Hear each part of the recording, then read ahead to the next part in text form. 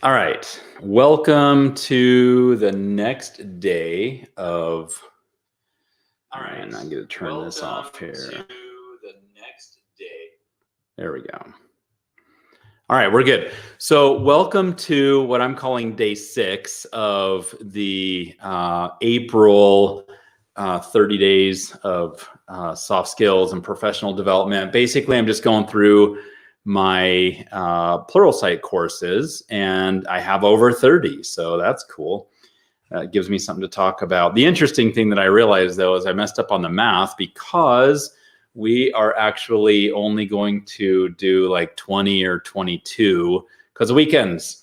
But I've decided that this is so fun, I will continue to do this after April is done. Today we're talking about something I'm really excited about. It is called Career Management 2.0, and this was actually one of my first courses that I ever did on Pluralsight. Let me just share my screen here real quick so you can see how old this is. It's pretty trippy. So I'm going to come up here to the very beginning, to the intro slide.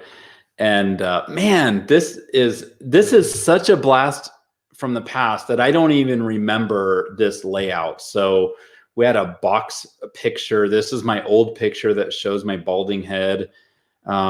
This is, some cool graphics and stuff, but they don't have this branding anymore. So this is definitely one of the courses that I have that's going to get a makeover. As I was listening to this course, though, this morning, I was just struck with how relevant and principle-based it is. I have zero problems that some of the graphics in here are not up to par with the graphics of today. And so I plan on redoing that. But as I was listening to the content, I thought, I'm not hardly changing anything. I think I'm going to add a little tiny bit, and I'm going to clean up a little bit. But generally, it's really, really, really good and absolutely and definitely relevant. I should say, last summer I got on the road and I started to speak at job clubs. So I was down in Austin and Dallas, and I was talking to job clubs. And one thing I said was, I've been doing this presentation since, 2008, 2009. And I've tried to figure out how to update the presentation. Like, what would Career Management 3.0 be? Or what would Career Management 2.1 be, or something like that? And I've literally done this presentation hundreds of times around the US and on webinars and stuff. And I don't know. I honestly don't know how I would make this presentation any better or more relevant as far as what the actual content was until last year. And last year, I had my epiphanies that helped me understand what an additional aspect of my message would be. And we're going to go into what the message is. We'll do a little bit of a course review and stuff like that. But before we go there, I want to share a blog post that I wrote. This is from December of 2018. And this was a number of weeks after I had gotten, I got laid off early October of that year. And I got, they kept me on payroll through Halloween, or no, it was actually through November. So I think I got laid off around October or Halloween, and then I was stayed on payroll for a few weeks. And so this was just like a few days afterwards. So I actually just want to read this blog post with you, and I'm just going to talk through it because it really sets the foundation for the importance of doing career management. And it also introduces the third element of career management that I hadn't done in the first few hundred times that I did this presentation. So December 10th, I got laid off again. So what's kind of funny is I have this website called jibberjobber.com, which helps people get jobs. And it's like a CRM for job seekers. And, it's pretty cool. I like it. I think it's a brilliant idea. But what I think that I'm better at getting laid off than I am at getting a job. That's kind of funny. But if I think about it too much, then it's not as funny as it seems to be. So it's a little more depressing than it is funny. So let me read through this. In February, I got my dream job at a quote unquote best companies to work for place here in Utah. It was great while it lasted. And then it wasn't great. And then it didn't last. That's another story for another day. Instead of going there, because I could tell you all about what happened at that company, but really it doesn't do anybody any good. What I've learned over the years talking to job seekers is everybody has a story. Why did you get laid off? Oh, well, my boss or the company or the economy or the this or the that or whatever. And sometimes people own their own mistakes and problems and issues. But there's always stuff, there's always a reason. And I know that if you have a layoff or had a layoff, there's a reason that you had a layoff, and that's okay. But I don't want to focus on that. I don't want to focus on the story of how you got there or how I got there. I want to talk about this really cool thing and what it took over 10 years to develop into this, but it was great. I want to share something awesome with you. Almost 13 years ago, I got the big layoff. That was in Friday the 13th of 2006, in January of 2006. It was, I don't know, devastating, life-changing, absolutely life-changing. It was hard, really hard. This was my first real unemployment phase. A few months later, I came up with the idea for Jibber Jobber. I was passionate about creating multiple streams of income. If you don't get anything else out of today, write down multiple streams of income. How can I develop multiple streams of income? In part because of the book by the same title, Multiple Streams of Income by Robert G. Allen. I read about half of the book while on a vacation, and I really wanted to have more than one way to make money. When I lost my job in 2006, the people who made the decision to let me go took away 100% of my income. Does that make any sense?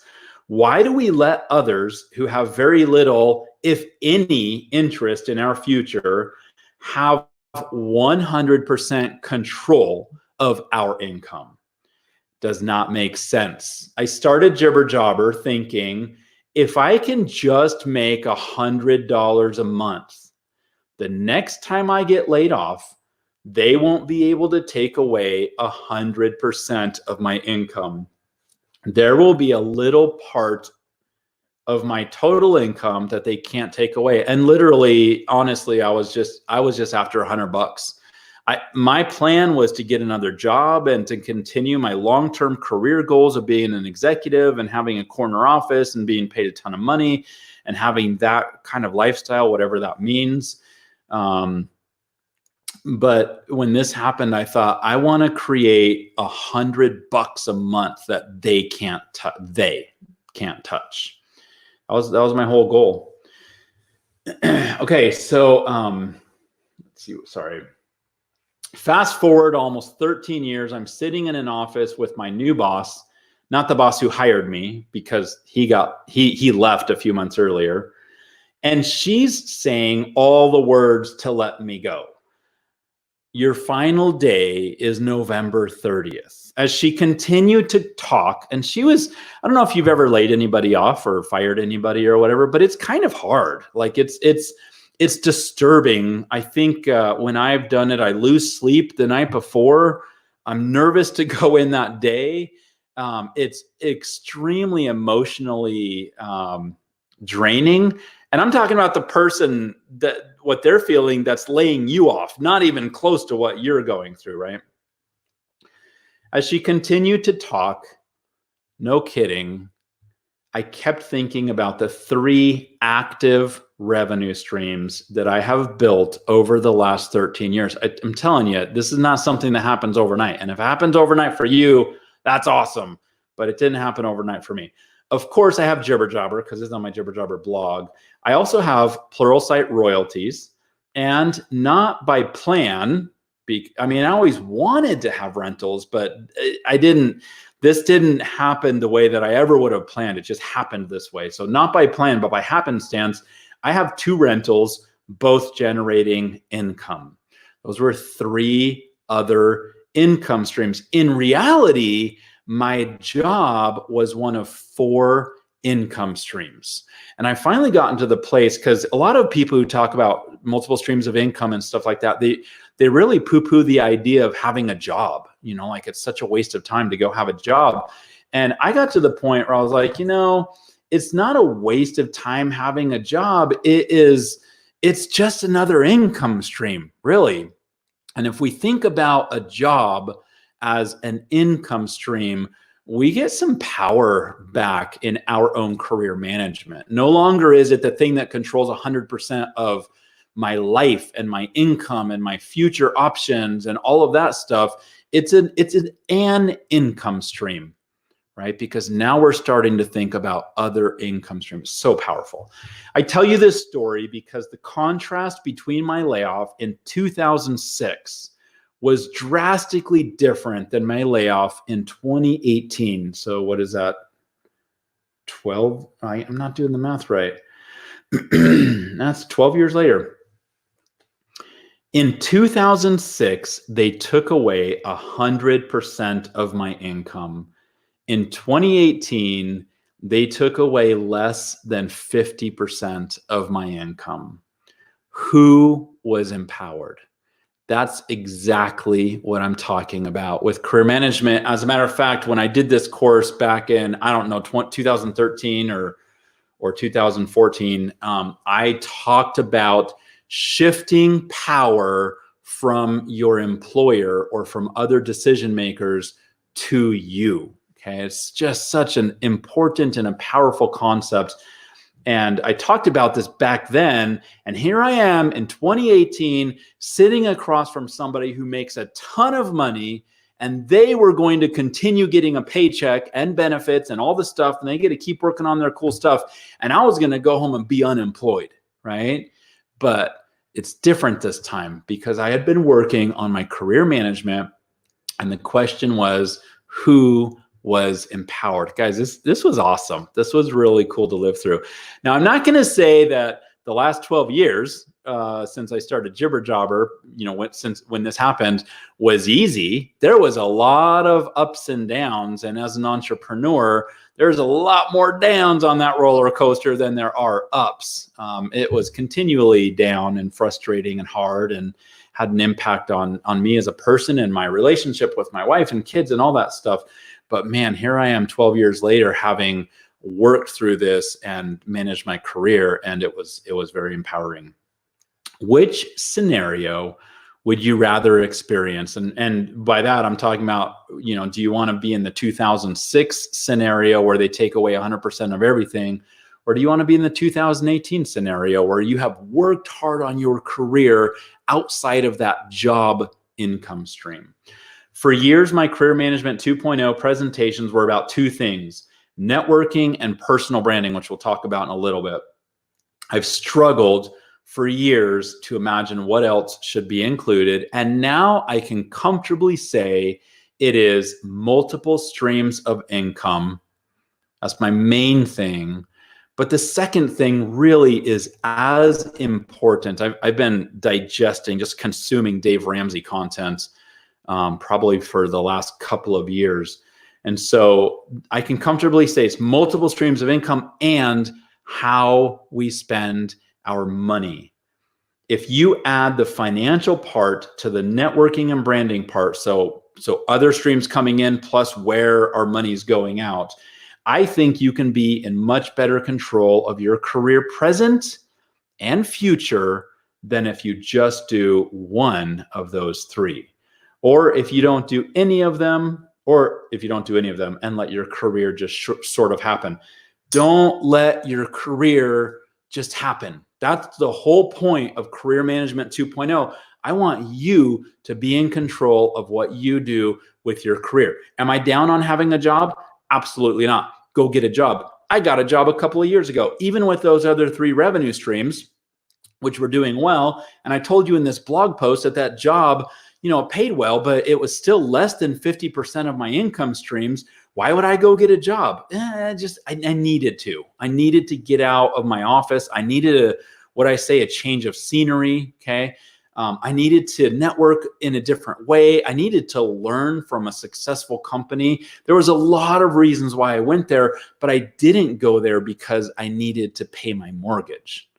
My mortgage was already taken care of with these other revenue streams. And how fun it was for me to go in to a situation where there was office politics and just the regular crap, even at great companies to work for. And I was sitting there thinking, I don't have to be here. I'm choosing to be here. And it might have been stressful, but it was a different level of stress.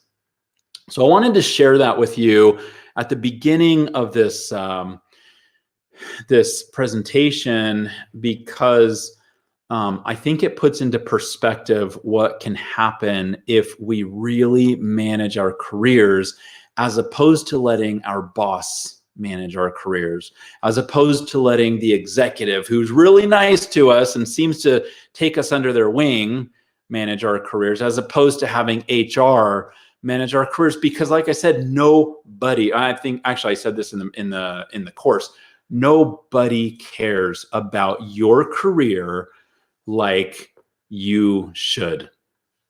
All right, so let's jump into this. In Module 1, I was actually just going through all this morning, which was really fun because I haven't done this from stage for quite a while. It's almost been a year now since I've done this live, and it was fun to go back and see what I talked about. Still very principle based. A lot of stuff that applies today because principles aren't going to change. So like I said in the blog post, and I said earlier that there were two main things that I talk about with career management, and I actually talked about them yesterday in the YouTube live that we did yesterday, which was on LinkedIn. So the two main things are networking, and I break networking up into two parts. One is growing your network with the appropriate people. It drives me nuts when people come up and they're like, hey, I have 5,000 people in my network. Am I doing well? And I'm like, I don't know. Like, are any of those 5,000 people relevant to you? And if they're not, then you're just going for numbers. And I don't care about numbers. I don't think that having a big network is necessarily going to do you any good as an employee or an entrepreneur or whatever it is that you're trying to do. Unless you have relationships, unless there's a reason for those people to be connected to you. Okay. And so, part one of networking is to have a good sized network with the right people in it. Part two is and I talk a lot about that in this course. Part two is to nurture relationships. So when I got laid off in 2006, I thought that networking meant I go to networking events, I shake hands, I exchange business cards, and maybe I do something with those business cards later. Like just the fact that I showed up at a networking event, because I'll be honest with you, I thought I was pretty hot stuff. You know, I had my undergraduate degree, I had my MBA, I had a really cool job. I had pretty cool job titles that were executive level, VP, general manager. I felt like I was kind of the whole package, right? And whoever would hire me would be lucky. And I know some of you that are going to watch this are thinking the same thing. Like, why do I think I'm awesome, but other people aren't validating that? No, and that's being shown because I'm not getting interviews or getting past interviews or whatever. And so, anyways, that's what I thought networking was: going to these network meetings and shaking hands and exchanging cards and maybe having lunch with somebody after that. And what I realized when I read the book Never Eat Alone by Keith Ferrazzi is that even as an introvert, I'm allowed to nurture relationships. Like, networking is not just going out to these events and meeting people once, right? It's actually about developing individual personal relationships. And so as an introvert, I lean towards introvert. My wife says I'm an extrovert, but I lean towards introvert.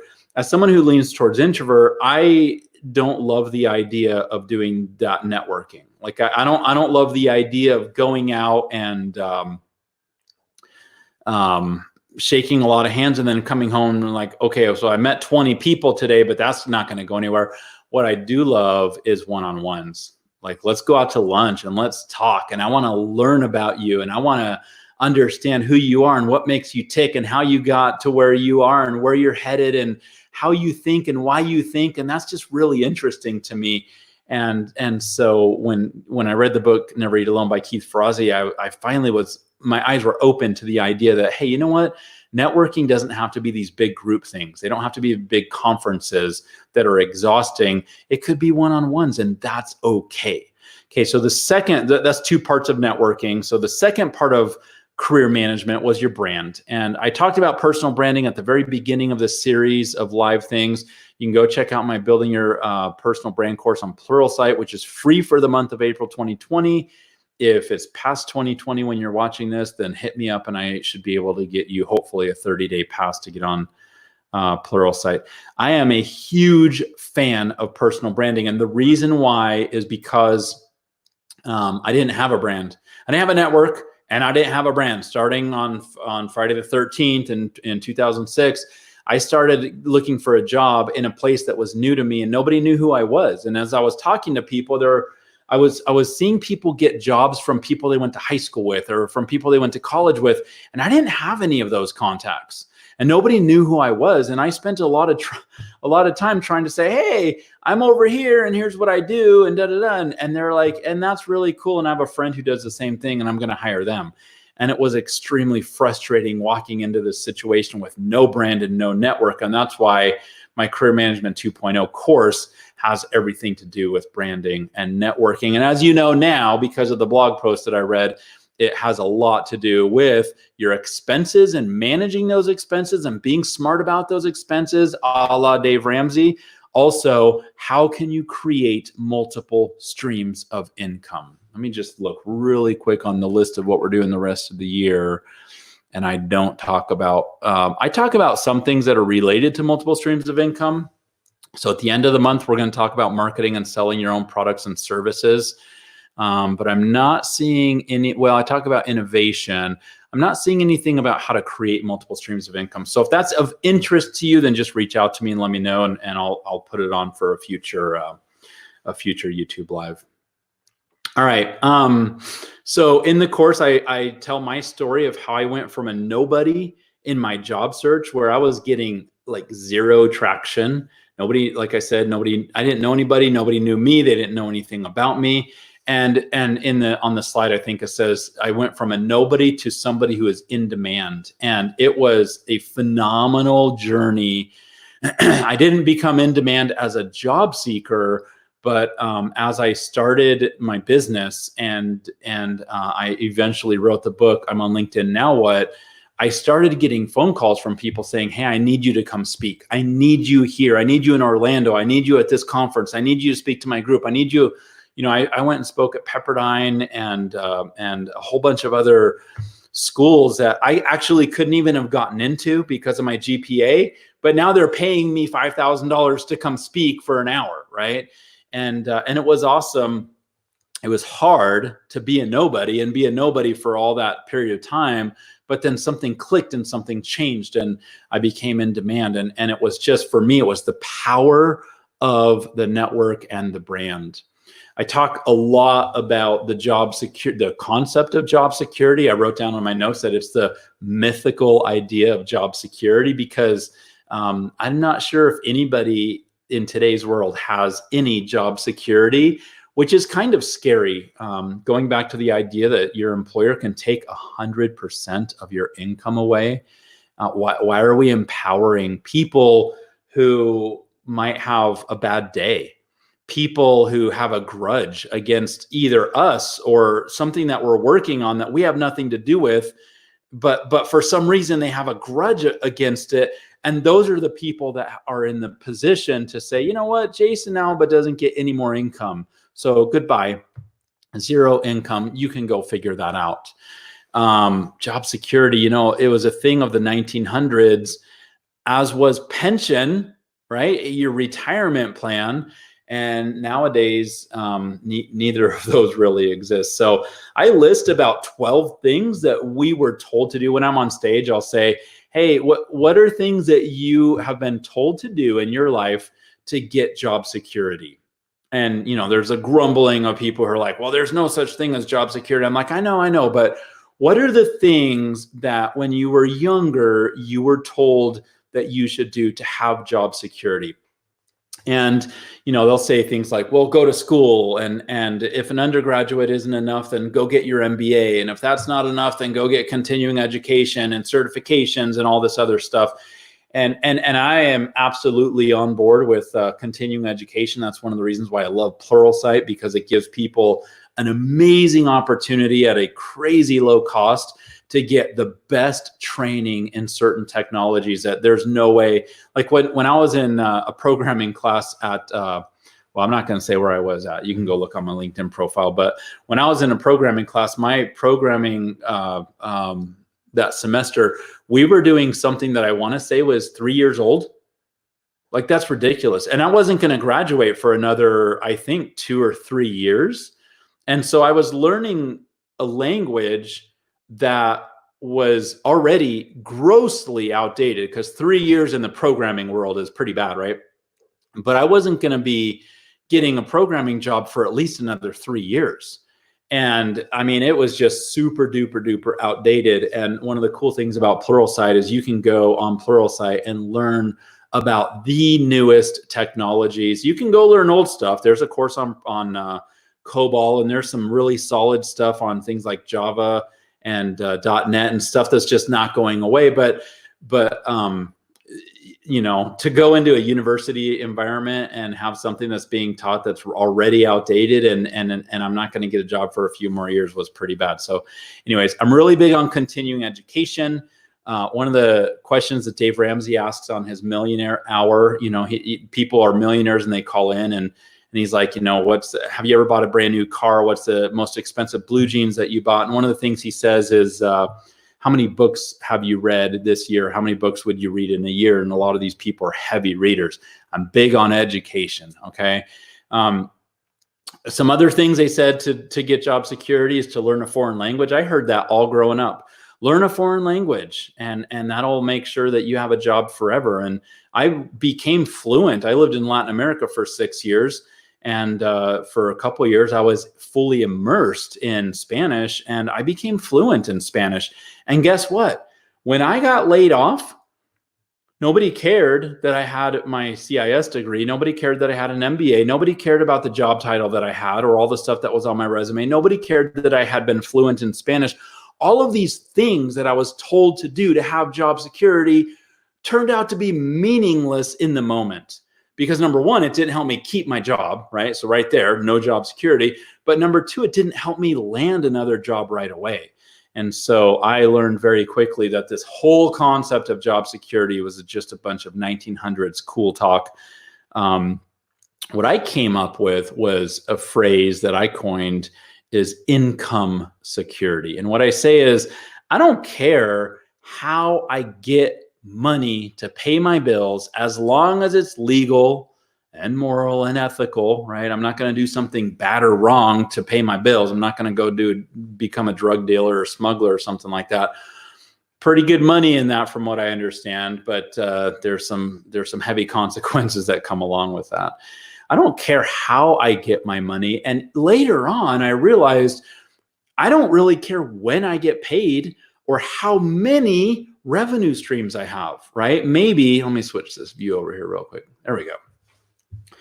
Maybe I'm going to have 10 revenue streams that pay $500 each, or I'm going to have 20 revenue streams that pay $100 each, right? Now, I'm not saying that I think you should get diluted and have tons of revenue streams, because that just becomes really messy and hard to manage, and you get unfocused, and then you lose the opportunity to make a lot of money from 1 or 2 revenue streams because you have a whole bunch of things that you're babysitting.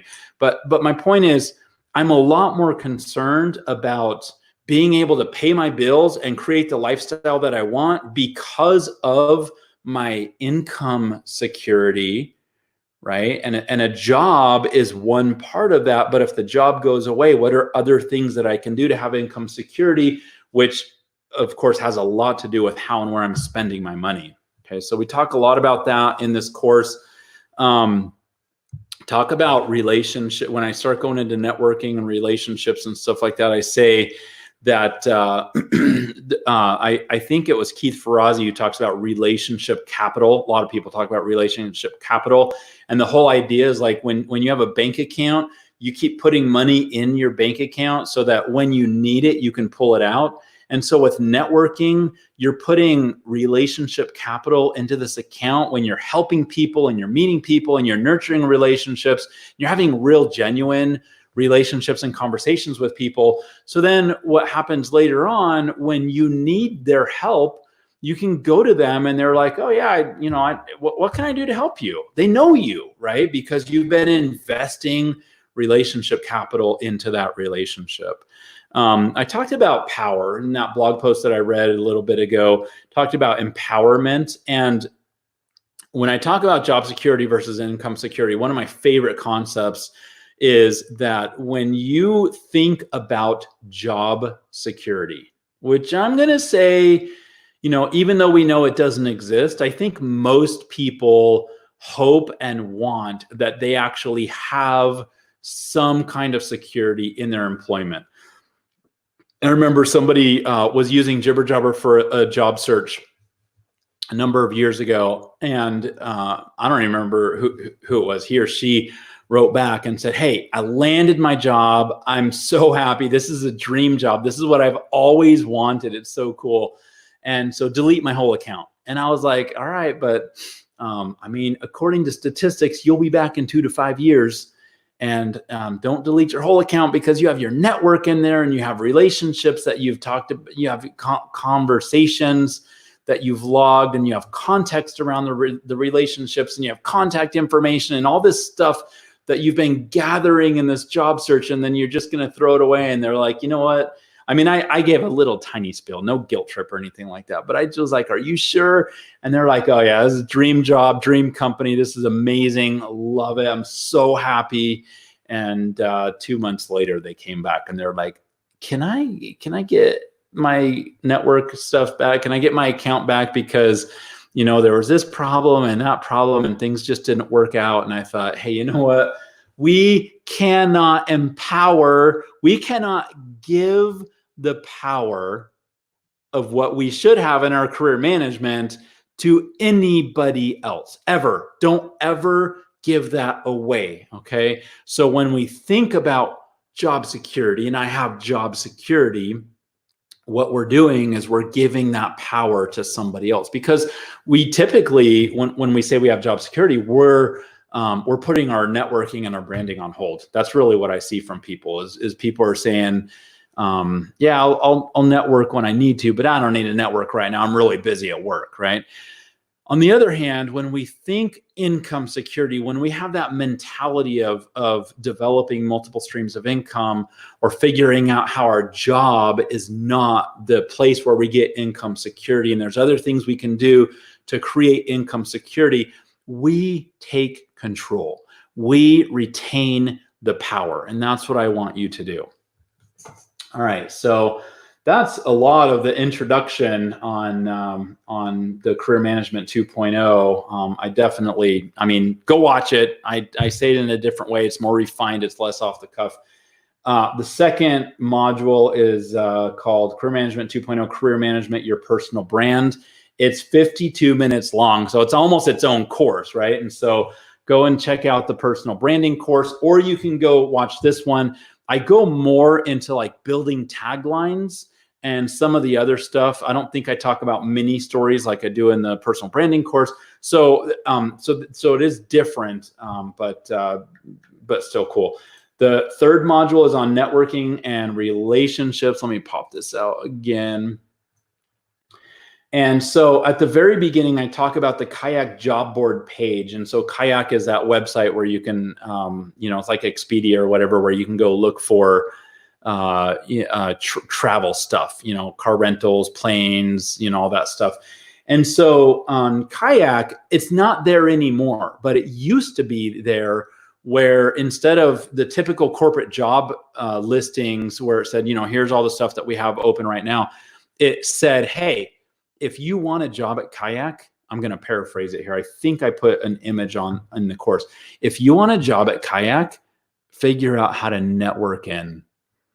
And I loved that because that's really how a lot of hiring is done, how we network in.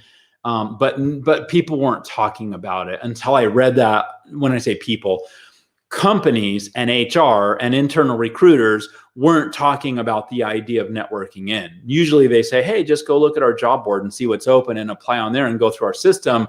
But Kayak was so honest about this, where they said, we have a lot of people that want to work here, including you, obviously, because you've come to this page.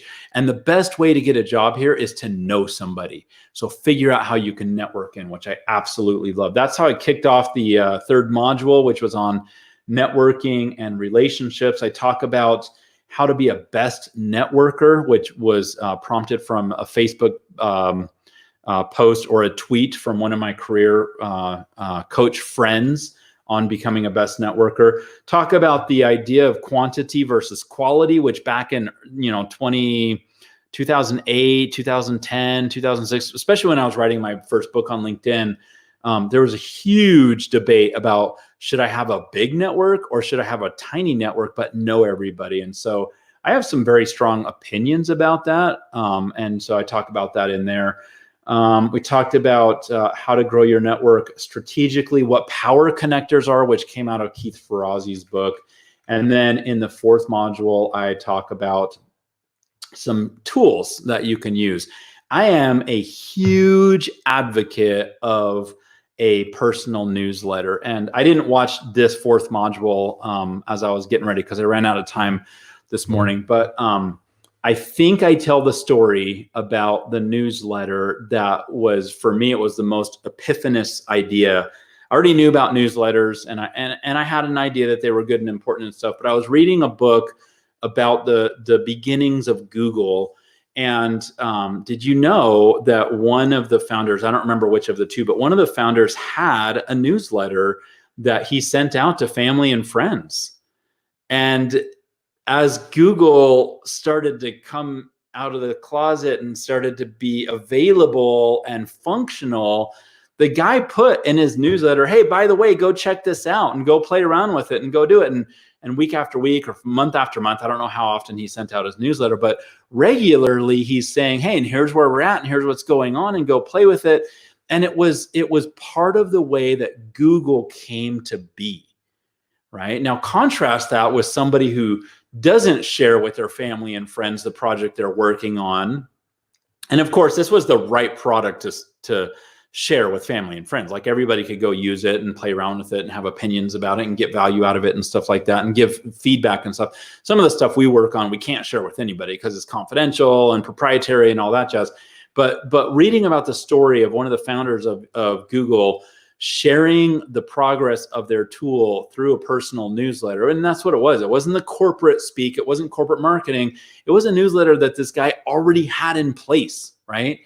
And it really impressed me that we need to have a newsletter where we can communicate with our friends and family. And so this was back, I don't know, when did I do this? Back in 2013, this course, and a few years have passed since then. I still love the idea of a personal newsletter. And as a job seeker, I advocate that you have a newsletter and it's a very specific newsletter that we'll talk about tomorrow in the job search strategy conversation. But I want you to have a newsletter that you can share what's going on. It might be email, or it might be like one of my friends. She does something every Monday on Facebook. And it's an update and it's very interesting. And it's obviously clearly just for friends. But she is staying in touch proactively with people. I have some really, really good friends that I never hear from unless I reach out to them. And I love them and I love talking with them, but I have to initiate that conversation. And then it's like, what have you been up to? And what are you working on? And how's the family and all this stuff? And the newsletter or that regular Facebook post or the blog post or the LinkedIn article or whatever tool you use to do regular touch points with your network. Okay, did you catch what I just said? Regular touch points with your network. What's that going to do? That's going to help you nurture relationships, right? That is investing, networking. What did I call it? That is investing in your relationship capital, just because you're doing regular touch points. I talk about having accountability partners and maybe coaches, and this could be something you pay for, but it doesn't have to be. Talk about mentoring, which I actually had no idea that a few years later I would be doing 2 courses on mentoring in Pluralsight. Talked about informational interviews for 1 minute and 46 seconds, which is funny because I then came up with a pretty, I think it was an hour-and-a-half informational interview course. I talk about the power of volunteering and a pitfall that I found with volunteering. And then I talk about managing and tracking relationships because of Jibber Jobber or a CRM or a spreadsheet or whatever. When you start doing some serious networking, you need to keep track of that. You need to know who you talk to, when, what did you talk about, when do you need to follow up, did you follow up?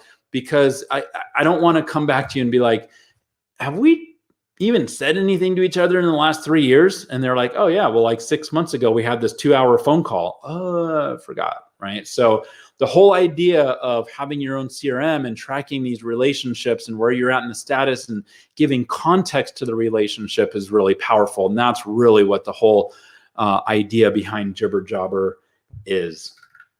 And that's about it. This course is, I think, 2 hours long. I got to be honest with you, it was really hard making this course because, like I said, I had been on stage at that time, 2013, probably at least 100 times. And I've given the presentation and I refined it, and I had these really cool stories. They're fun stories. They hit a lot of points home, and it was an excellent presentation on stage. And this was one of my first Pluralsight courses where I'm talking into a screen and a microphone and I'm getting no audience feedback.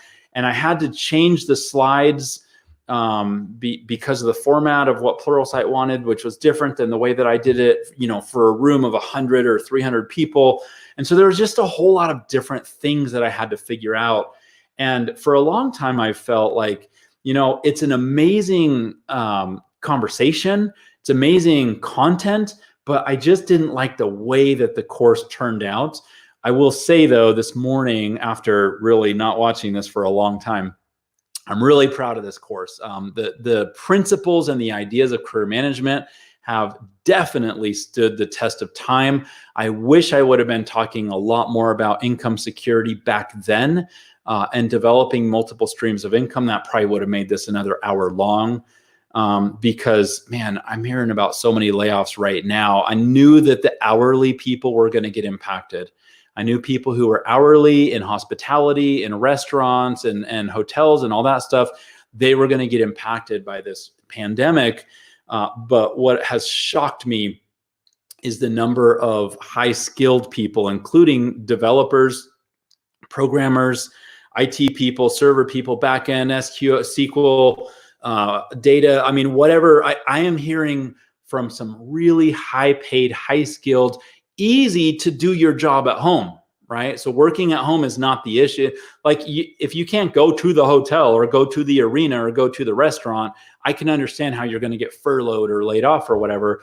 But a lot of these high-skilled people who can easily do their job from a home office, they're getting let go. And man, how amazing would it be if you could have your own story like this where, hey, I got laid off, but I already had other income streams or maybe just one income stream that was providing enough money where maybe I was paying all my bills.